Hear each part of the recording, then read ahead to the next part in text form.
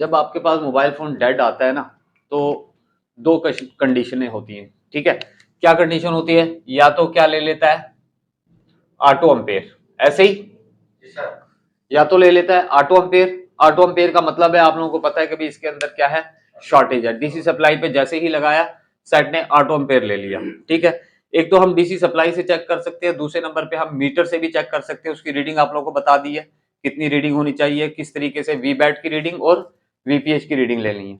मान लो सेट ने auto ampere ले लिया, तो शॉर्टेज का कॉन्सेप्ट रहेगा, हम लोग कहां पे काम करेंगे, शॉर्टेज पे।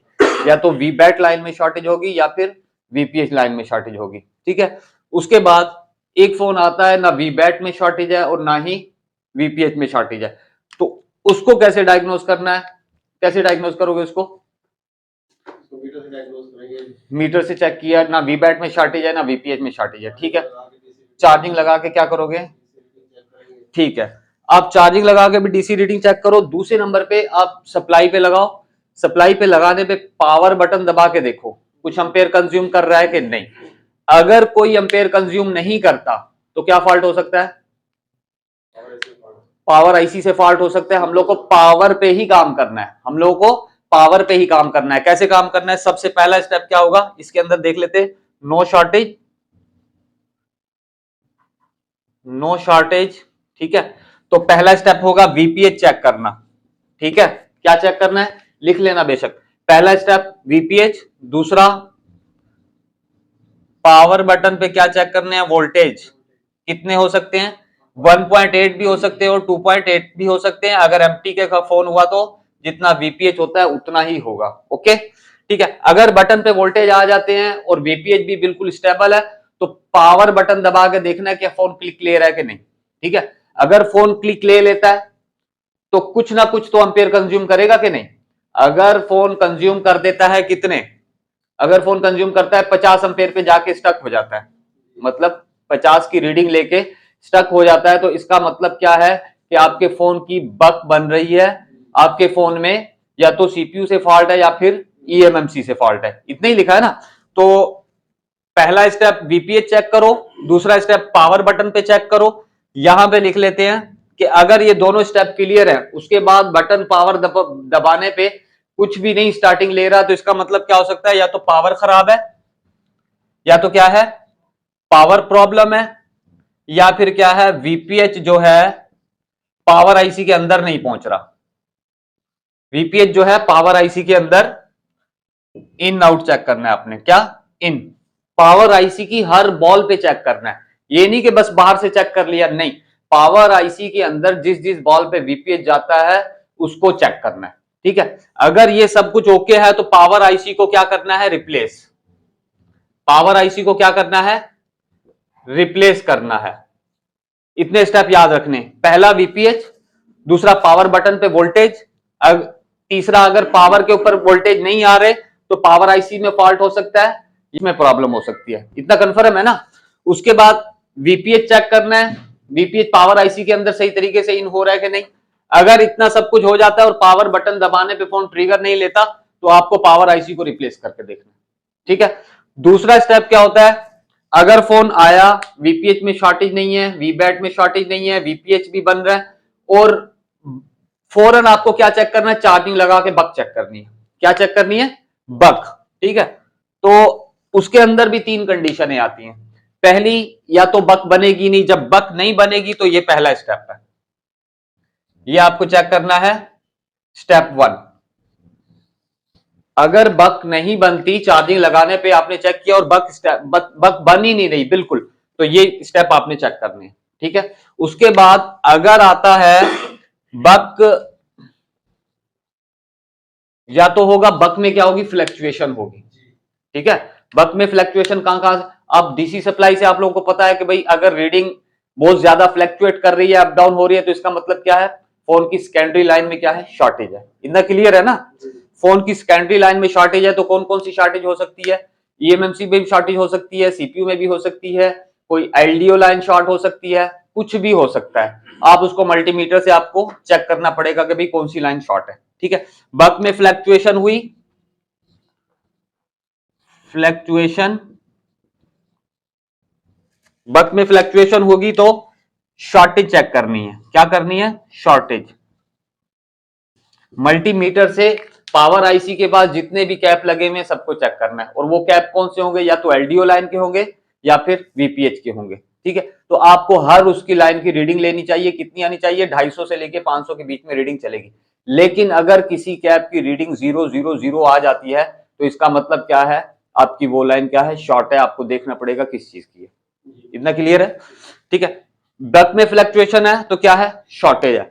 ठीक है, अगर ये सारी वोल्टेज इतनी बन जाती है, आपने चेक कर ली, ये सब कुछ बन चुका है, तो आपको अगला स्टेप क्या लिखना है?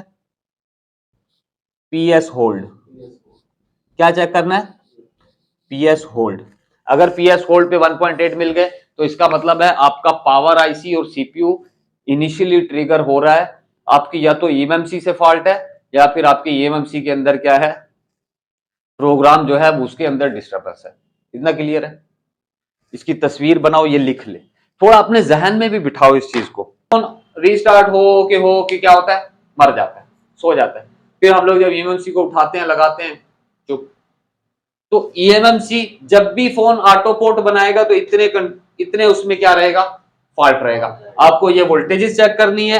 अच्छा, क्लॉक के अंदर भी देखा वो रेजिस्टेंस लगा होता है, जब हम लोग पॉइंट लगा रहे होते हैं अक्सर वो निकल जाता है, फिर हम लोग उसको जंपर कर देते हैं। ठीक है, तो क्लॉक का रेजिस्टेंस, ये सीएमडी वाला जो है, ये रेजिस्टेंस इसको देख लेना, निकला ना हो, उखड़ा पुखड़ा ना हो। उसके बाद भी अगर सेट ऑन नहीं होता तो ईएमएम, बाज दफा क्या होता है कि ईएमएमसी को रिवॉल्व करते हैं, लगाते हैं, चल जाता है। क्यों? कि गिरने की वजह से क्या होता है, कोई ना कोई बॉल के नीचे लूजिंग आ जाती है, जिसकी वजह से हमारा मोबाइल फोन डेड हो जाता है। लेकिन हम जब उसको दोबारा रिवॉल्व करके लगते हैं, सही कर कनेक्टिविटी हो जाती है और सेट ऑन हो जाता है। ठीक है, बाज दफा ईएमएमसी को उठाया, चेक किया, हर चीज ओके है, फिर भी सेट ऑन नहीं हो रहा। वोल्टेजेस भी ओके हैं, ये भी ओके है, सारा कुछ। फिर हम लोग को क्या करना होता है कि इन लाइन की, ये जो लाइनें हैं ना, इनकी रीडिंग लेनी पड़ती है। मान लो आपने ईएमएमसी भी चेंज की, आपने सब कुछ किया, सेट फिर भी ऑन नहीं हो रहा, तो क्या होता है? गिरने की वजह से हो सकता है कि सीपीयू के नीचे ये जो डाटा लाइन है, इनमें से कोई मिस हो गई हो कि नहीं? हो सकता है। या तो ईएमएमसी उठा के नीचे के ट्रैक की रीडिंग ले लो, या फिर एक दफा सीपीयू को रिवॉल्व करके देख लो। अगर डीप लेवल में काम करना चाहते हो तो मोबाइल की ये जो मीटर से आपको हर चीज की रीडिंग लेनी पड़ेगी। अगर डीप लेवल में चाहते हो कि हर दफा ऐसा नहीं होता कि इसको भी रिवॉल्व कर दिया, इसको भी रिवॉल्व कर दिया, सेट ऑन नहीं हुआ।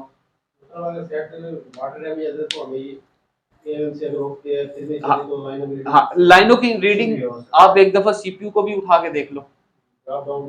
ठीक है, बिल्कुल हो सकता है, कुछ भी हो सकता है। ये लाइनें अक्सर मैंने मेरी वीडियोस के अंदर भी हैं कि मैंने इनको जंपर किया। तो कहते हैं ना जी, रीबॉल करके लगा दिया, चल गया जी, पता नहीं क्या में चला। उनको इस चीज के रीजन के बारे में नहीं पता कि यार मैंने इसको रीबॉल कर दिया तो ये क्यों चल गया। यही रीजन है कि एक एक लाइन, अब यहाँ पे 8 डाटा लाइन नजर आई है आपको। अच्छा, अब देखो कि अगर यहां पे देखो एलपीडीडीआर की लाइन है कि हम लोग ईएमएमसी को उठा के नहीं देखते, खाली रीबॉल करने से कुछ नहीं होने वाला। रीबॉल करने से भाई ईएमएमसी को निकाला, उसको अडेप्टर में चेक करो, अगर उसकी हेल्थ खराब हुई, पार्टीशन में मसला हुआ, तो आप चाहे 50 दफा भी रीबॉल करके लगा दो, नहीं चलेगा। मैं आपको ये नहीं सिखा रहा कि रीबॉल करो लगाओ ना। डीसी सप्लाई पे ऑटो एम्पेयर ले लिया तो शॉर्टेज पे काम कर लोगे। क्लियर है ना? वीपीएच और वी सिस्टम को तो जानते हो ना? ठीक है, उस पे काम कर लोगे। अगर इसके अंदर भी वही कंडीशन रहेगी, या तो बक बन जाएगी या बक नहीं बनेगी या फिर फ्लक्चुएशन करेगी। ये 3 कंडीशनें रहेंगी। चाहे कोई भी फोन रिपेयर करोगे तो ये 3 कंडीशन आपको देखने को मिलेगी, या तो बक बन जाएगी, या फिर स्टेबल नहीं होगी, या फिर जो है ना बनेगी ही नहीं। ठीक है, तो इसको देखते हैं हम लोग, थोड़ा सा इसका स्टडी करते हैं। क्या है, जब मैं इसको चार्जिंग लगाऊंगा तो इसको बोलेंगे वी बस 5 वोल्ट। कितना? वी बस 5 वोल्ट। हाँ, एमटी के। ठीक है, लिख देंगे उसको, भी मसला नहीं। तो वी बस 5 वोल्ट आएंगे इसके अंदर, और 3.7 आएंगे इसके अंदर। तो यहां से आप लोगों को पता है क्या होता था, क्या हो जाता था? वीपीएच बन जाता था। ठीक है, तो इसके एमटी के फोन के अंदर वीपीएच को बोलते हैं वी सिस्टम या वी बैट सिस। क्या बोलते हैं? वीबैट सिस, वीबैट सिस या वी सिस्टम, ठीक है। वो हम लोग बोलते थे वीपीएच और यहाँ पे बोलते हैं वी सिस्टम, ठीक है। और आप लोगों को पता है कि यहीं से एक लाइन होती थी जो क्या होती थी, पूरे फोन में डिस्ट्रीब्यूट हो जाती थी। लाइट, ग्राफिक्स, जहां पे 3.7 की जरूरत है आपने इसी तरह थोड़ा सा डायग्राम बनाना है। Light, graphics, LDO, sensor, 2 GPA, 3 GPA, 4 GPA। देखो अकॉर्डिंग टू मॉडल मैंने ये कहा है, आपको ये देखना है कि कंपनी ने क्या किया उसके साथ, ठीक है। हो सकता है वो यहां से दे दे, हो सकता है वो यहां से दे दे, लेकिन हो सकता है ना भी दे। यहां से दे दे 2 GPA 4 GPA को, हो सकता है वो लाइन दे दे, लेकिन हो सकता है उसने ना दी हो। आपको ये देखना है आपके पास कौन सा मॉडल आया। ओप्पो वीवो वाले कभी कभार नहीं देते, क्वालकॉम वाले तो देते ही नहीं है, ठीक है। ये याद रखो कि क्वालकॉम में नहीं जाएगी, लेकिन एमटीके में आपको देखना है, हो सकता है उसने दे दी हो। Light, graphics, 2 GPA 3 GPA, LDO, sensor, हर चीज पे आपको देखना है क्या जाएगा, वी सिस्टम, ओके। ये कौन सा है, ये वाला हाई एलडीओ का 2.05, ठीक है। और एक इसको वीपीएच भी मिलता है, क्या मिलता है, एक रेजिस्टेंस के जरिए से। वीपीएच नहीं बोलेंगे, इसको बोलेंगे वी सिस्टम, ठीक है, वी सिस्टम। तो इसके 3 इनपुट हुए, उसके बाद यहां से एक वोल्टेज निकलेगी, ये होगी 1.2, कितनी होगी 1.2, और ये चली जाएंगी सीधा कहां पे, सीपीयू के अंदर। ये वोल्टेज नहीं बने तो या तो पावर आईसी खराब है या फिर ये ट्रैक टूटा है, ठीक है।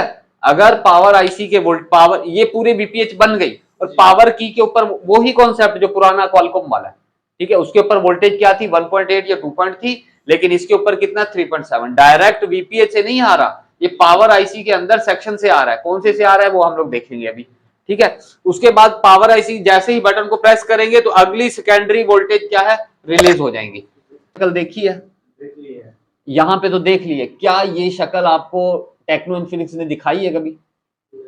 टेक्नो इन्फिनिक्स में होता है क्या? हाँ। अच्छा चलो अभी हम शक्ल देखते हैं इसकी। पहले टेक्नो इन्फिनिक्स में एक्सटर्नल बक कन्वर्टर नहीं लगा होता, उसके अंदर वो और तरीके से VA12 को ही जो है ना सप्लाई बना के जो है ना वो कर देता है। तो यहाँ पे हम लोग एक MTK का फोन खोलते हैं। ओप्पो वीवो वाले जो है एक्स्ट्रा, अगर इस तरह की शक्ल वाला आपको कोई नजर आ जाता है, मैं 2-3 मॉडल दिखाता हूँ आपको। तो यहाँ पे चलते हैं हम लोग, Note 6 Pro, 3-4 मॉडल खोल लेते हैं ना।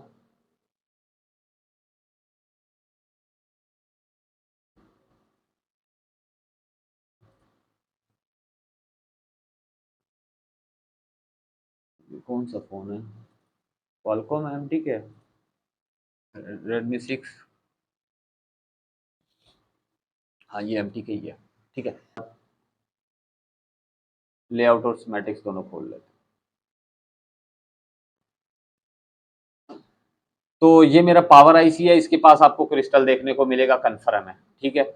उसके बाद ये 5 बक कॉइल हैं और एक्सटर्नल बक कन्वर्टर देखो आजम भाई कहाँ लगा हुआ है, 8 लाइनों का, 8 पिनों का कोई एक्सटर्नल बक कन्वर्टर यहाँ पे नजर आया आपको इस लाइन में, दूसरी साइड पे है, चलें ठीक है। ये लगा हुआ है 8 पिनों का एक्सटर्नल बक कन्वर्टर, ठीक है। और यही बनाएगा हमारा क्या, लो एलडीओ, ठीक है। अगर कभी किसी रीजन से कोई फोन आता है आपके पास और उसकी बक में फ्लैक्चुएशन है, तो यहां आके देख सकते हो इस कॉइल के ऊपर आउटपुट निकलता है कितना 1.3। अगर ये शॉर्ट, ये भी शॉर्ट हो जाती है बहुत सारी, मैं दिखाता हूँ 2-3 फोन ऐसे हैं जिनके अंदर बहुत ज्यादा शॉर्ट होती है काम करना है। अच्छा ये VIO वाला जो 1.8 है जी, और ये पावर और ये अलग अलग होगा, अलग अलग है, ऐसा नहीं है कि आप इस VIO को उठा के यहाँ पे जब तक नहीं, ठीक है। ये इसका अपना सिग्नल है जो पावर आईसी ने सीपीयू को भेजना है कि भाई साहब मैंने अपने वोल्टेजेस क्या कर दिए, बना दिए, ऑल वोल्टेजेस मैंने बना दिए। अगर पावर रूम रीसेट का 1.8 नहीं बनता तो आपकी पावर आईसी खराब है, चाहे पूरी बाकी क्यों नहीं बन रही, ठीक है। उसके बाद अगर ये बन जाता है तो PS होल्ड को चेक कर लेना, कैसे चेक करना है, जस्ट जाके लिखना है होल्ड, वहां पे 1.8 मिल गए तो अच्छा। जब ये पीएस होल्ड बन जाता है तो हम फोन को लगाते हैं कंप्यूटर के साथ, उस टाइम हमारे मोबाइल फोन का क्या बन जाता है, पोर्ट बन जाती है। जब पीएस होल्ड मिल जाता है ना पावर आईसी को दोबारा, तो पोर्ट बन जाती है, ठीक है। अब मान लो कि पोर्ट बन गई है, सेट भी ऑन नहीं हुआ, सेट ऑन नहीं हुआ, तो अभी मैं यहाँ पे एक छोटा सा डायग्राम बनाता हूँ। तब बनाने के बाद बात पूरी स्टेबल है, आपने चेक कर लिया, ठीक है। तो पावर और रीसेट इसको भेज देगा, तो ये इसको वापस में क्या भेजेगा, पीएस होल्ड। यहाँ पे भी आपको टीपी मिल सकता है, यहाँ पे भी आपको टीपी मिलेगा, ठीक है। इसका भी कितना होगा 1.8, तो इसका भी कितना होगा 1.8, ठीक है। अब मान लो ये सारी वोल्टेज बन गई, सेट अभी भी ऑन नहीं हुआ, तो अगला स्टेप क्या होता है, देखो अब इसको ऑन होने के लिए क्या चाहिए, ईएमएमसी भी तो चाहिए ना। ईएमएमसी के अंदर हमारा क्या है, प्रोग्राम है।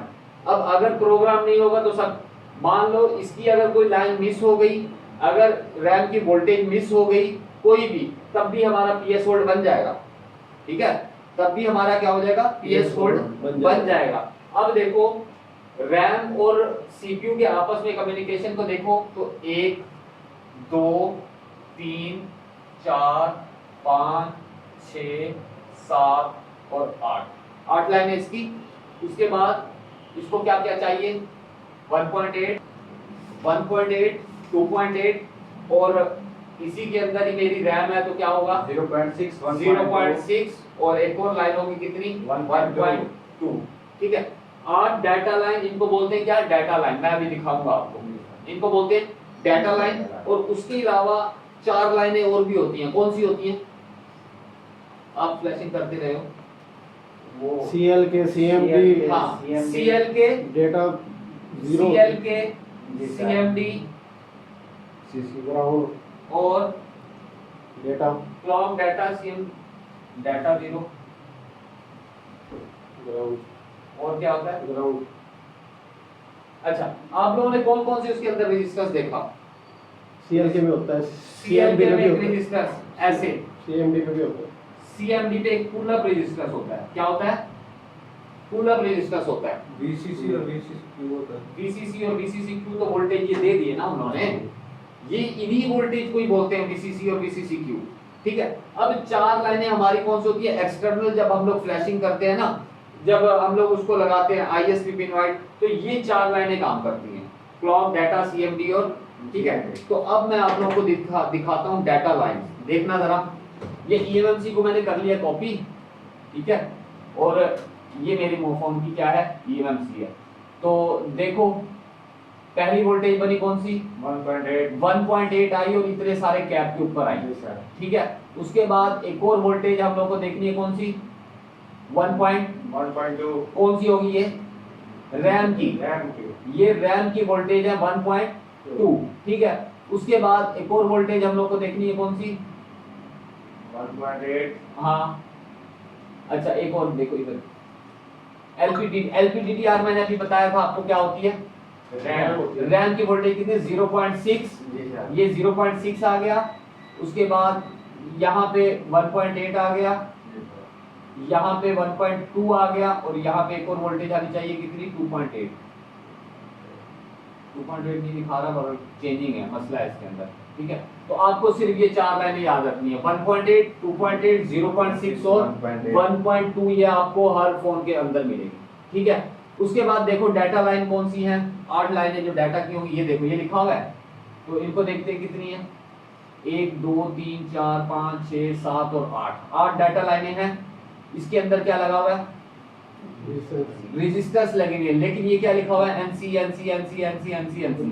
ठीक है। ये आपको नहीं मिलेंगी, ये direct CPU to eMMC connectivity है, ठीक है। लेकिन ये टेस्ट मतलब पॉइंट होंगे इनके यहाँ पे, नहीं, ये पॉइंट नहीं होंगे यार, उसके अंदर eMMC और CPU के दरमियान कोई लाइनें होती हैं क्या, नहीं, डायरेक्ट होती हैं, ठीक है।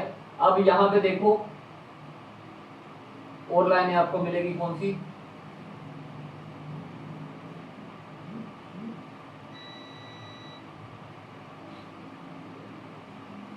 ये LPDDR आ रहा है, ये रही।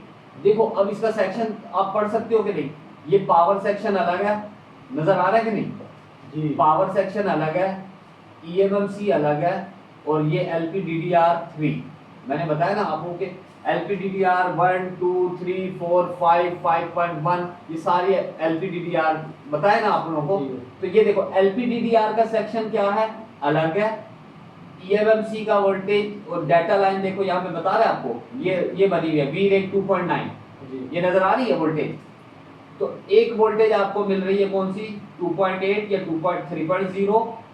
उसके बाद ये वोल्टेज आ रही है 1.8 रैम के अंदर, ऐसे ही है ना, ये रैम का सेक्शन है, नजर आ रहा है। और रैम के अंदर ये आपको 8 डाटा लाइन और ये 4 लाइन मिल रही है कौन सी, क्लॉक CLK, अच्छा CMD, ठीक है। और इसके ऊपर आपको एक पुल अप रजिस्टर भी मिलेगा, ये रहा, ये देखो जरा कौन सी लाइन में, CMD की लाइन में। CMD CMD का अगर ये रजिस्टेंस निकल गया तो क्या होगा, सेट बंद हो जाएगा। डेड हो जाएगा। आप लोगों ने देखा नहीं, कभी लोग करेक्टर लगा रहे होते हैं ना, ये ISP लगाने के लिए काम कर रहे होते हैं, अक्सर ये रजिस्टर निकल जाए तो सेट डेड। जी। अगले दिन उसामा हुआ था आपके साथ, जी सर जी। इसको जंपर मारा तो सेट चल गया। जी, पहले ये पता था बस CLK को ट्रैक करना है, अब ये भी पता है CL को कर सकते हो, CMD के कर सकते हो, डेटे को कर सकते हो। हाँ जी, तीनों को डिजाइन इस चीज को आपको देखो, आपको ये देखना है एक साइड उसकी ग्राउंड तो नहीं है, अगर ग्राउंड है तो आपको जंपर नहीं करना, नहीं करना। ठीक है। अब ये 4 लाइनें और ये 8 डाटा लाइनें, ये हम लोगों ने बना दी जी सर। अब देखो PS होल्ड भी बन गया, पावर और रीसेट भी बन गया। तो अब अगर हमारा फोन पोर्ट बना लेता है तो फॉल्ट कहाँ पे रहेगा, eMMC के अंदर। अब कुछ भी हो सकता है, जब 2 IC लगे होंगे तो इस तरीके से यही वोल्टेज सारी इसको मिलेगी, लेकिन अगर 3 IC लगे होंगे तो ये 2 वोल्टेज जाएंगी उसके अंदर और ये 2 वोल्टेज आएंगी इसके अंदर। इतना समझ में आता है समझ ना, आ गया। ठीक है।